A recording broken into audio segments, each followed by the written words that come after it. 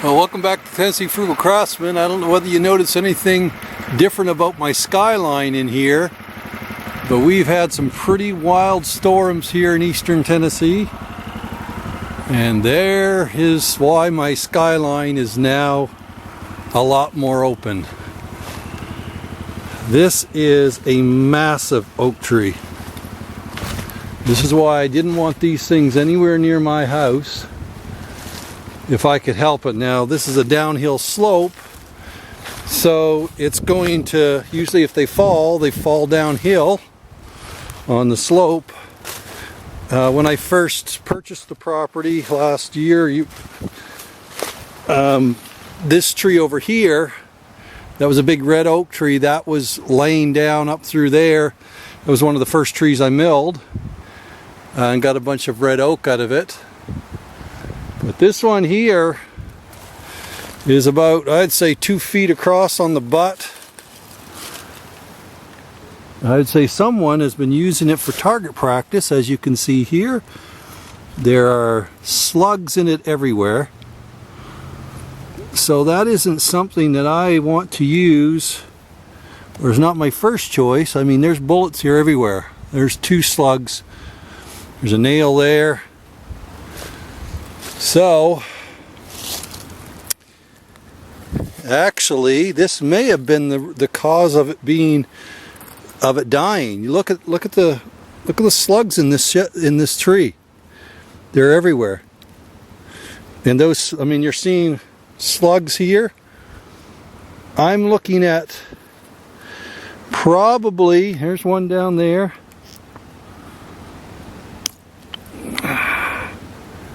Goodness.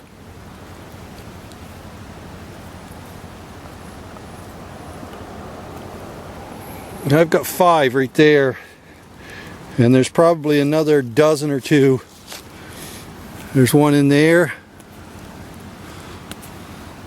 So that may, there's one there. There's one in here.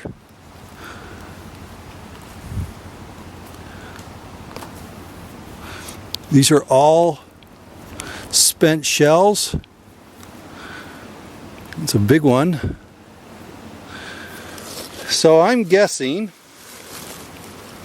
that one of the reasons this tree died is because someone was using it for target practice and started the process. Oh, there's another one in there. Started the process of it rotting. So there's a lesson to self. Don't use trees for target practice like this, because eventually it could kill them and bring them down on your house. I mean, there's dozens in here. Look, there's just shells here everywhere. That's what this nail, obviously, there's another one there. That's obviously what this nail was for. It was holding the target. There's the other nail right here. So someone was using this for target practice. So I was thinking about maybe cutting this log up, and you can see this is a massive tree. You wouldn't think that using a tree for target practice, especially an oak tree this size, would cause its demise. But obviously that was the beginning of the end for this tree. And you can see when I'm walking here, all I smell is the smell of oak. And I mean, that was a beautiful big oak tree. You can see it did a number on that tree right there. My property line, actually, I'm standing almost on my property line right here. And so that means most of this tree fell on my neighbor's property. Now, some of this would be good enough to mill out, because there are obviously parts of this, upper parts of this tree that are still good.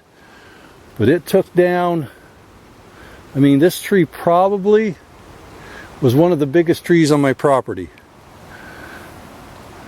And I mean, it's just here everywhere. There's probably somewhere around a cord of wood or more in this one tree. And so I've got a job sometime in the next few weeks to take it out. You can see my line is up there, it's posted. You can see the red marks and stuff on the trees. There's another one on this tree right there. So this came right down through the property line, and I mean there's parts of this, and the problem is it's so steep down over the back end here. I don't know how I'd get it up out of here,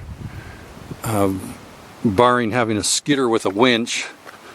So unfortunately, I'm guessing most of this is going to have to come up out with, I might end up having to chop it up into firewood. It's a shame because this oak tree, as you can see, this one log is probably somewhere in the vicinity of between 20 and 30 feet. So once you step up above where they were target practicing, you can see where this was dying right in here, and that's where all those bullets were going into it. And it started the weakening process on this side. The rot set in, and the rest is history. So, just a quick video on why you don't use your nice big oak trees for target practice. Because yes, bullets can actually be the demise of your oak tree.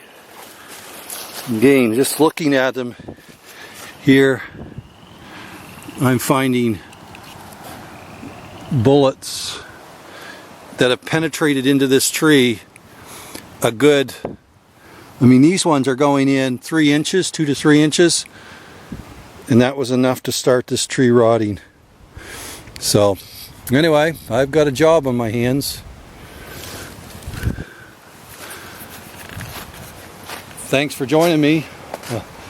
It was unexpected. I see a couple other smaller trees, you know, just dead trees fell down.